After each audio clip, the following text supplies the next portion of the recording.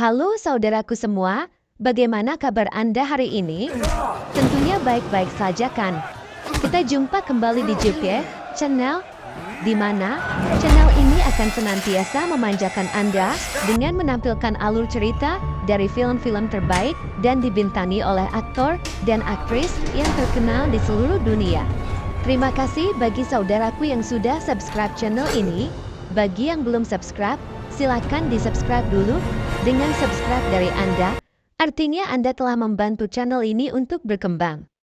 Tanpa berlama-lama lagi, mari kita langsung ke alur ceritanya. Film kali ini berjudul Escape Plan 2: Hades. Film diawali dengan diperlihatkannya keadaan sebuah penjara di Colorado yang bernama Bentwater. Di situ terlihat ada seorang pria yang sedang membaca buku. Pria itu bernama Ray Breslin. Saat di dalam ruangannya, Breslin diberitahu oleh tetangga sebelahnya bahwa seseorang yang bernama Jax dan rekan-rekannya akan menyerang Breslin esok hari. Ketika saatnya tiba, Breslin harus langsung berkelahi dengan salah satu gangster yang menguasai penjara tersebut. Kemudian Breslin terpaksa dimasukkan ke dalam ruang isolasi akibat perbuatannya. Saat berada di ruang isolasi, dia terus meneliti setiap sudut ruangan yang dia lewati.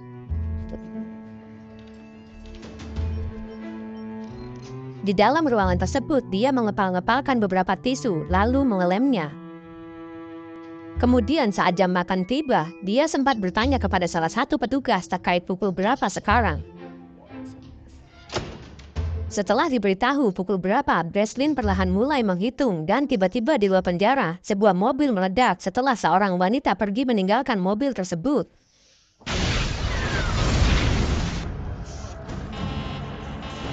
Everybody. Lalu para penjaga pun dengan cepat menutup setiap akses pintu penjara, tetapi hasilnya nihil karena Breslin berhasil kabur setelah dia berpura-pura menyamar sebagai salah satu anggota pemadam kebakaran. Dan kemudian Breslin dijemput oleh rekannya termasuk wanita yang meledakkan mobilnya tadi. Wanita ini bernama Abigail Ross dan rekannya yang satu lagi bernama Hush. Setelah berhasil meloloskan diri, Breslin diturunkan di pinggir jalan untuk menelpon seseorang.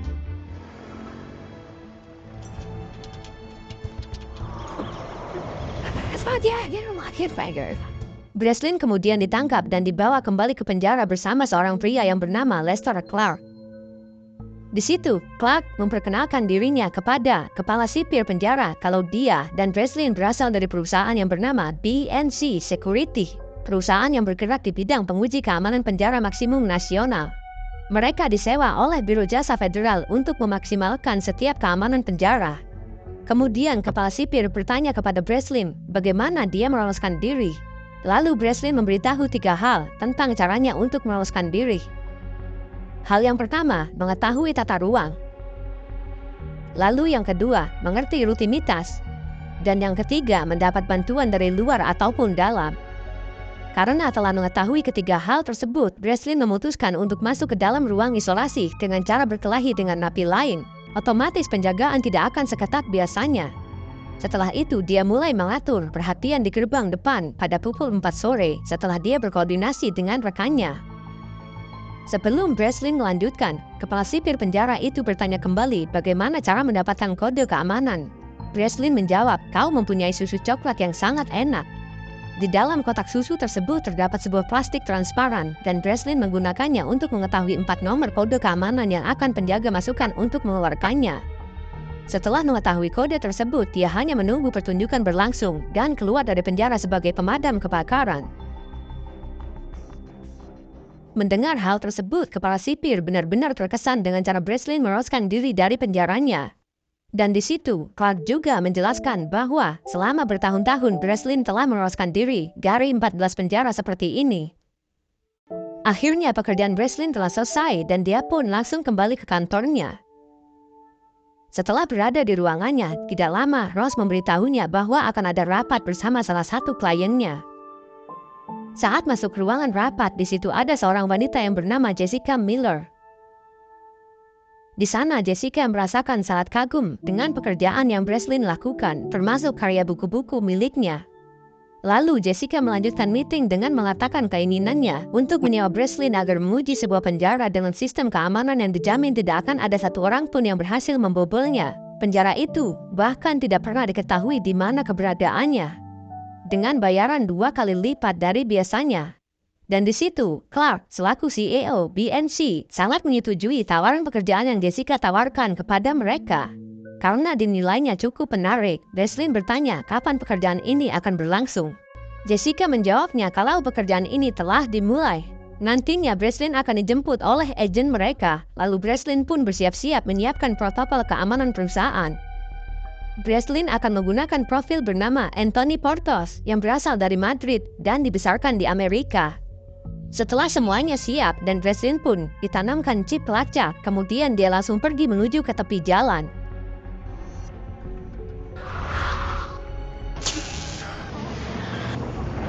Ternyata mereka mengetahui kalau Breslin ditanamkan sebuah chip pelacak.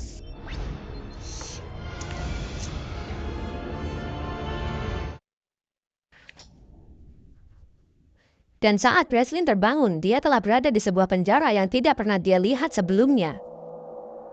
Seperti biasa, saat pertama kali dia tiba di suatu penjara, Breslin selalu meneliti tata ruang penjara tersebut. Kemudian Breslin dibawa ke sebuah ruangan untuk diperiksa. Di situ dia disambut oleh direktur sekaligus arsitektur dari penjara tersebut yang bernama Willard Hobbes.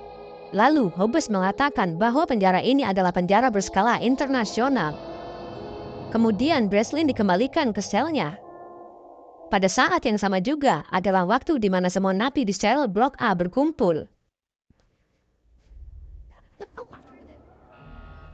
Ketika Breslin sedang memperhatikan sekitarnya, beberapa pria mendatanginya dan menyebutnya sebagai ikan segar.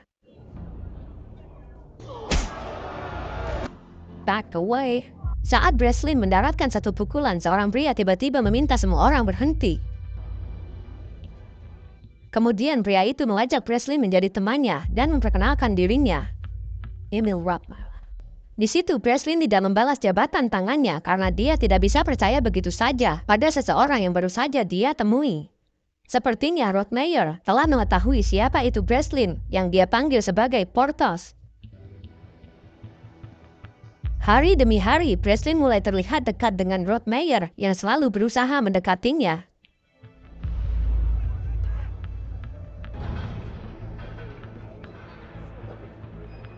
Merasa heran dengan apa yang Breslin lakukan, Rothmeyer pun penasaran mengapa dia terus memperhatikan setiap sudut di ruangan ini. Breslin lalu menjelaskan jika dia ingin pergi ke ruang isolasi. Mendengar hal tersebut, tentu Rothmeyer dengan senang hati akan mengirimnya ke sana.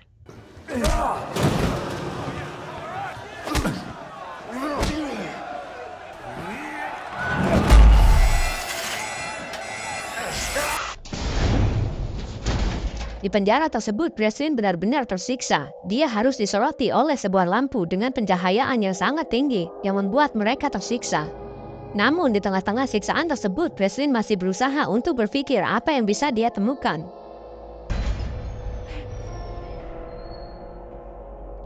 Setelah dirasa sudah cukup, mereka pun akhirnya dikeluarkan dari ruang isolasi tersebut.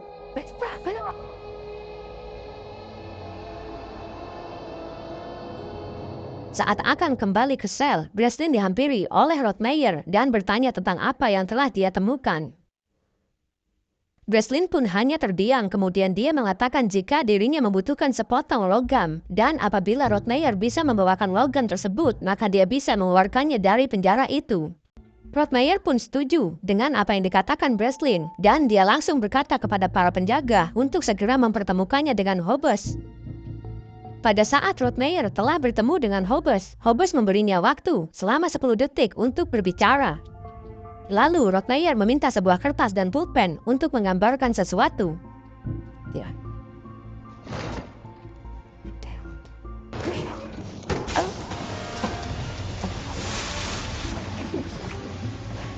Keep going.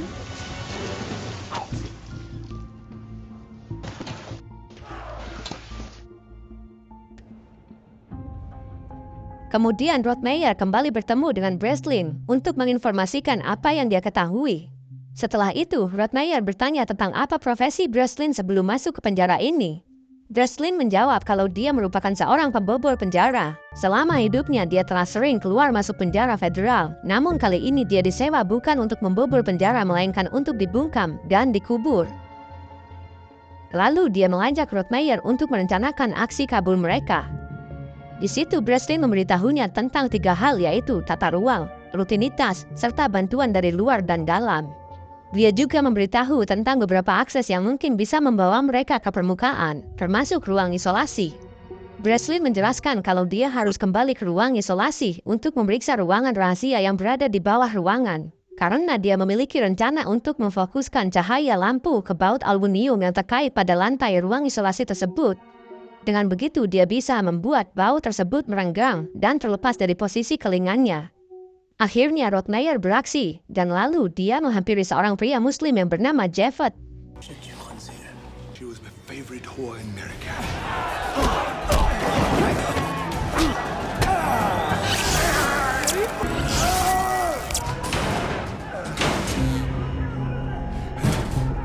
Pada saat mereka berada di ruang isolasi, Rottmeier bertugas sebagai pengalih fokus kamera.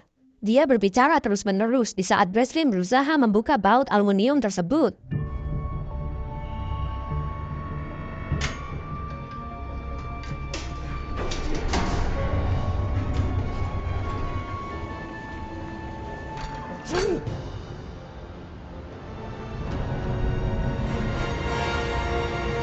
Karena tidak memiliki waktu yang cukup, Breslin pun memutuskan untuk kembali ke dalam penjara.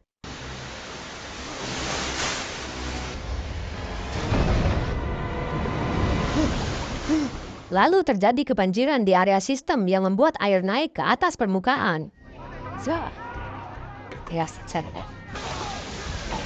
Beruntungnya saat kejadian itu, Breslin telah tiba di ruangan isolasi dan langsung dibawa keluar. Di lain tempat, rekan-rekan Breslin yang mulai khawatir dengan kondisinya, mereka menghampiri Clark untuk bertanya tentang apa yang sebenarnya Breslin lakukan. Clark hanya menjawabnya bahwa Breslin kini tengah menjalani pekerjaan yang sangat berat dikarenakan bayarannya yang juga cukup mahal. Kemudian, Clark menelpon Hobbes untuk meminta memisahkan antara Breslin dengan Rottmeier.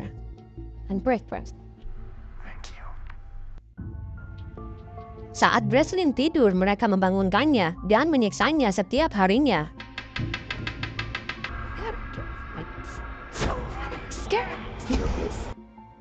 Akhirnya mereka melakukan hal yang kedua, yaitu rutinitas. Mereka membaca pergerakan beberapa penjaga dengan beberapa tebakan. Setelah merasa cukup yakin dengan tebakan tersebut, kini mereka bergerak pada hal yang terakhir, yaitu bantuan. Breslin tidak perlu khawatir akan hal tersebut karena Rottmeier memiliki banyak sekali koneksi, baik dari luar penjara maupun dalam penjara. Kembali ke penjara, di situ Breslin mulai menjalankan rencananya.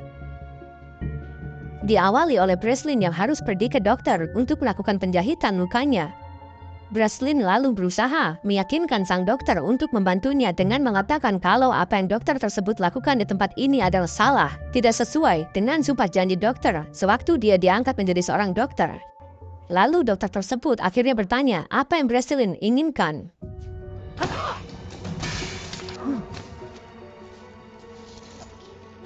Lalu setelah selesai lukanya dijahit, dia dibawa kembali ke selnya dan bertemu dengan Rottmeier.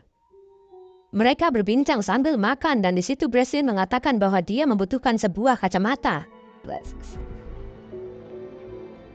Keesokan harinya, napi tersebut sudah babak belur dan terdapat lebam di matanya, serta kacamatanya sudah tidak dia pakai lagi. Karena kacamata tersebut telah digunakan oleh Breslin untuk dijadikan sebagai sextant atau alat pengukur derajat. Di situ Breslin menjelaskan bahwa dengan benda tersebut dia bisa mengetahui setengah lokasi keberadaan mereka. Saat Breslin dan Rottmeier telah merencanakan hal tersebut, salah satu anak buah Hobbes tiba-tiba melihatnya melalui sisi kamera dan melaporkan kejadian tersebut pada Hobbes. Hobbes lalu mendatangi Breslin dan mengatakan bahwa kini dia sudah mengetahui siapa itu Breslin. Maka dari itu Breslin mulai kini tidak diperbolehkan berbicara dengan Rottmeier karena orang-orang yang membayarnya menginginkan dirinya tinggal di penjara selamanya. Mendengar hal itu, Breslin mencoba untuk bernegosiasi. Dia mengatakan bahwa dirinya akan menangkap Victor Mannheim bersama dengan jaringannya, dengan syarat Hobbes harus memberitahu lokasi keberadaan penjara ini serta mengeluarkannya. Setelah itu, Breslin kembali bertemu dengan Rothmeyer dan memberitahunya tentang rencananya bersama Hobbes. Breslin kemudian meminta Rothmeyer untuk meyakinkan Javert agar menggunakan sextant supaya mereka bisa mengetahui keberadaannya saat ini. Awalnya Rothmeyer sedikit ragu-ragu, tetapi ternyata dia berhasil meyakinkannya. Akhirnya Javert dibawa ke ruangan untuk bertemu Hobbes. Di situ Javert mengatakan pada Hobbes kalau dia mengetahui rencana pelarian Breslin. Namun sebelum memberitahu hal tersebut, Javert meminta sebuah persyaratan kepada Hobbes, yaitu kalau dia ingin berdoa kepada Tuhannya di tempat yang terbuka, serta dia ingin berinteraksi dengan Tuhannya secara langsung bagaimana dia berdoa.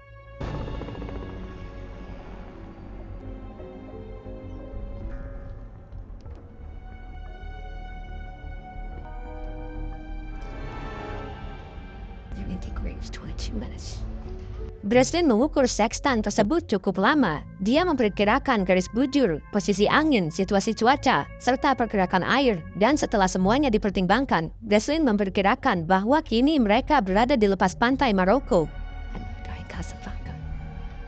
Breslin kemudian kembali mendatangi sang dokter dan memintanya untuk membaca salah satu bab di dalam buku karya Breslin yang berada di ruangan Hobbes. Bab tersebut berisi tentang sebuah sumpah janji dari sang dokter. Setelah membacanya, dia langsung menyuruh penjaga untuk membawa Breslin ke kliniknya.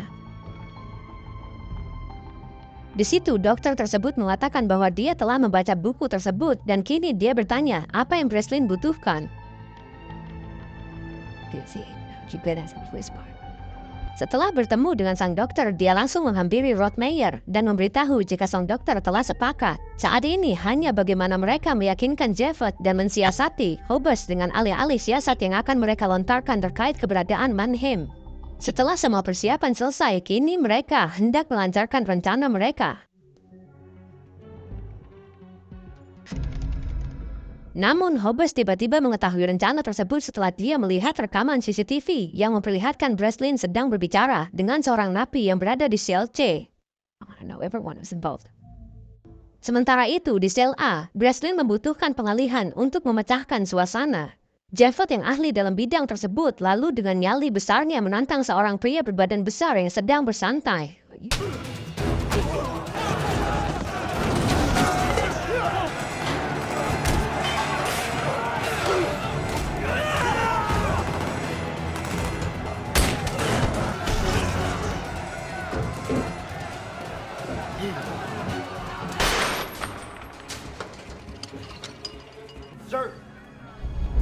Ternyata pergerakan mereka diketahui setelah anak buah Hobbes melihat rekaman CCTV yang memperlihatkan pergerakan mereka. Tidak hanya dari rekaman CCTV, mereka juga bisa melihat pergerakan dan kawan-kawan dari sistem pelacak.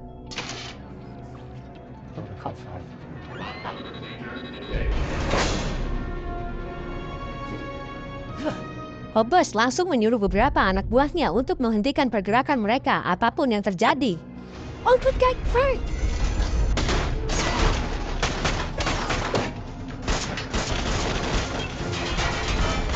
Tetapi sayangnya saat mereka hampir saja lolos, Javert tertembak di bagian perutnya yang membuat semua kemungkinan bisa gagal.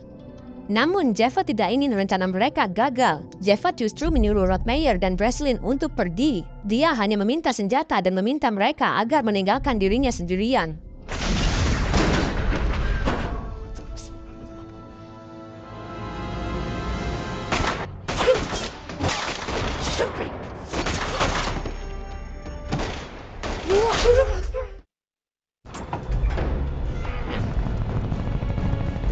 Akhirnya Rothmeyer berhasil keluar sendiri dan langsung menghampiri rekannya yang menggunakan helikopter.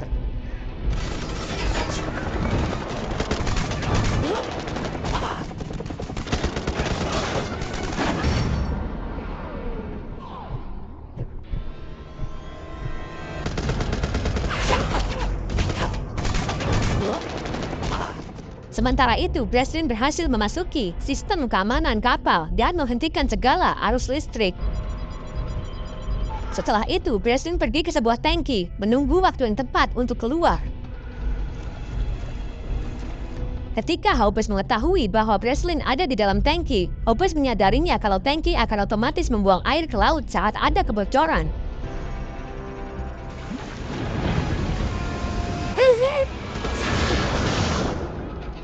Stop, jangan.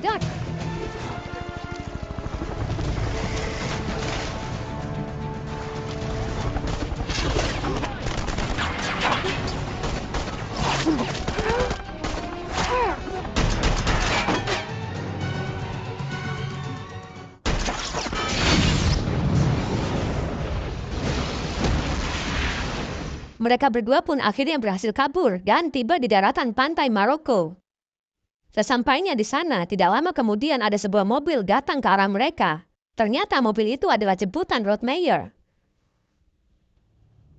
Ketika mobil tersebut berhenti dan beberapa orang turun dari mobil itu, Breslin terkejut ketika melihat Jessica Miller, agen CIA yang menyewa jasa Breslin keluar dari mobil tersebut. Ternyata Jessica adalah mata dan telinga Rotmeyer sekaligus anaknya. Timum, maksudnya adalah Jessica menyewa Breslin untuk membawa ayahnya keluar dari penjara tersebut. Karena tidak masalah baginya, Rotmeyer pun berterima kasih pada Breslin dan menawarinya tumpangan, namun Breslin menolaknya.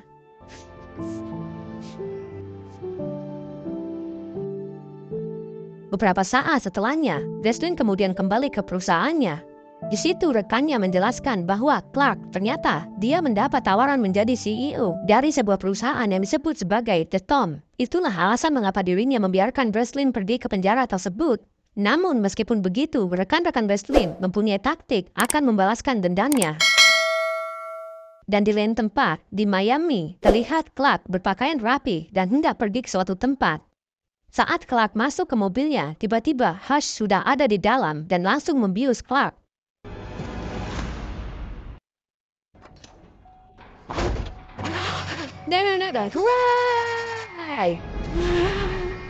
Dan film pun tamat.